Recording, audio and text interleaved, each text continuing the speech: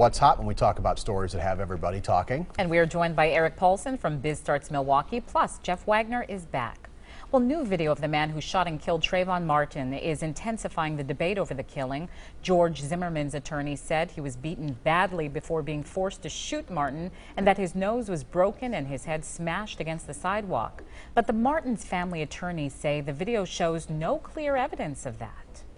What do we think, guys? There's no clear evidence of anything in this case, it seems. They said the video was grainy and they're right. There's no indication that he was severely injured. He might have been a little injured. They said the cops were cleaning him up a little bit on the scene before they brought him in. But as with seemingly everything in this case, nobody knows what the reality is. Nobody knows what the truth is. See, I think we really, as a society, need to dial down some of the rhetoric on this. Now, I've said all along, I mean, my sense is that I think this George Zimmerman was in the wrong. The police say, don't get out of your car that night. We've got somebody coming, and then he goes and confronts him. So I think he's in the wrong there. Whether prosecutors can prove it or not, I'm sure they're working on it. But all this rhetoric that's coming out, the new Black Panther Party putting a $10,000 bounty on this guy, Spike Lee retweeting the supposed address of where this guy lives. Turns out it's not even the address of him. So now you've got this couple that they've had to move out of their house. I mean, we're really getting into some dangerous, deep waters here. So I think everybody needs to not to cut you off, but back to the video for a second, though. I mean, he does claim that he was beaten pretty badly. Is anything to be taken away from this video when we see him walking seemingly normal? He doesn't look like a guy who just got out of a fight for his life. Right, it disputes that a little bit. And if the cops clean him up, they did a heck of a job.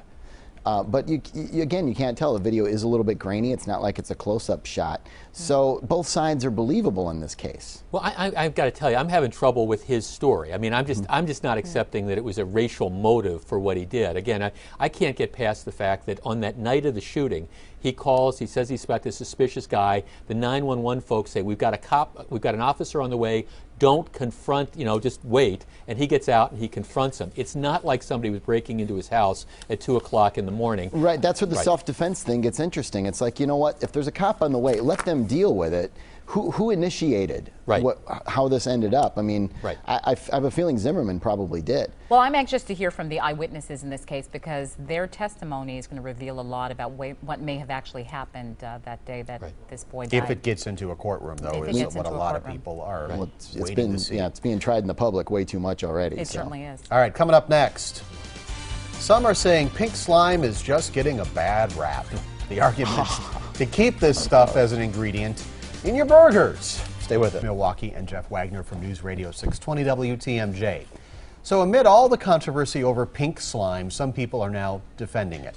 With factories that churned out the ammonia-treated meat, scrap shutting down, hundreds of jobs have been lost, beef prices could go up, and some consumer agencies are concerned that the beef industry will find a different filler that could be even worse. Oh, how is that possible? So, is pink slime just misunderstood? Okay, let me throw this out. If instead of calling it pink slime, we called it salmon marmalade, do you think people might be having the same reaction to it? I mean, seriously, or is this all, I mean, like, look, the USDA says there's nothing wrong with this stuff. This is routine filler. I mean, I just wonder, is part of this, is it all in a name? I knew a girl named Salmon. She worked at one of those strip clubs, right? That was it, yeah? No, she was a theology teacher. Right. Yeah. No, seriously. I didn't think the conversation was going over this way. Okay. So pink slime. Right. Okay. Or fine, lean, textured ground beef. Right. As the meat industry like to call it. Lean, fine textured ground beef. It's all about the name. But what it is it's leftover pieces of meat from when they're busting up the carcass to make the finer pieces of meat, and then they treat it. I think the fact that they treat it with the ammonia, that's what gets people really uncomfortable about it. Well, I mean, here's my confession, and actually, just right after both Shelley and Steve had been born, I spent 3 weeks working at a meat plant that I think was pretty much right down the street from the meat plant that makes the pink slime now. You work at a meat plant for 3 weeks, and let me tell you, it almost motivates you to become a vegetarian. I'm still a little queasy on those hot dogs nowadays. Yeah, I agree. Yeah. And when I think about something like pink slime being served in my children's school, it just makes me uncomfortable. I know that if we saw a lot of the way that our food was processed, we probably wouldn't want to eat it. I'm sure that, our pink slime isn't so unique in its gross factor. But it just makes you really rethink what you eat and what you want your children to eat.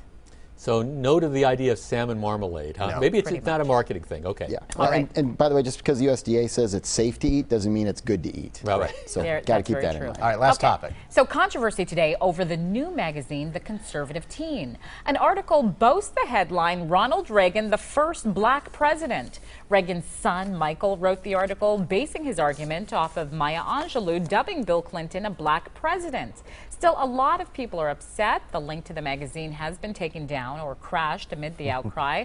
So what do we think of this? Essentially, Michael Reagan is arguing that under his father's administration, black people fared better.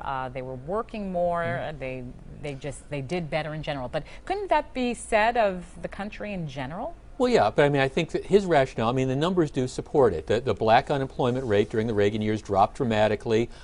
Income of black-owned businesses went up dramatically. There's all sorts of indications. I guess, I mean, you can make these arguments. I don't understand why anybody is upset with this. You can agree or disagree. I don't understand any outrage about it. I mean, it's just like they say, you know, Bill Clinton was the first black president, quote unquote. I think you can make the argument and decide whether it makes sense or not. Well, I think for Michael Reagan, this was just a really, really clever way of doing an attention-getting headline. Yeah. His point was about the policies and how people were benefiting from his policies. But to take that line, especially now that we do have the actual first black president, it's a stroke of genius if you wanted to get attention. It's just people have to make sure he's talking about the policies. And if they're really offended, they don't seem to get that part of it. Well, and essentially what he's saying in the article, or what he tries to say in the article, is that blacks fared better under Ronald Reagan than they did under Barack Obama. But again, it raises the question, you know, is it just the economy in general that was better back then under the Reagan administration, and therefore we all fared better, whether you were black or white? And I think whoever you that's were. really kind of the point rising of his- tide lifts all boats. There's Yeah. no question about it. Right. Is this a legitimate argument then? Well, Well- yeah, because it helped everybody, Yeah. Right. including black Americans. So, Yeah. I think it's and valid. actually, and I think you can make the same argument. I mean, everybody did well during the Clinton years. I mean, that was pretty much a go-go era for, you know, the economy as well, at least for a good portion of it. So I think you can make that argument back then, By too. the way, our producer mentioned in my ear that it was Toni Morrison that dubbed Bill Clinton the first black president. Not Maya Angelou. Not Maya Angelou. So And Rodney is making hand gestures to tell us we are out of time. We're taking a break. We'll be right back.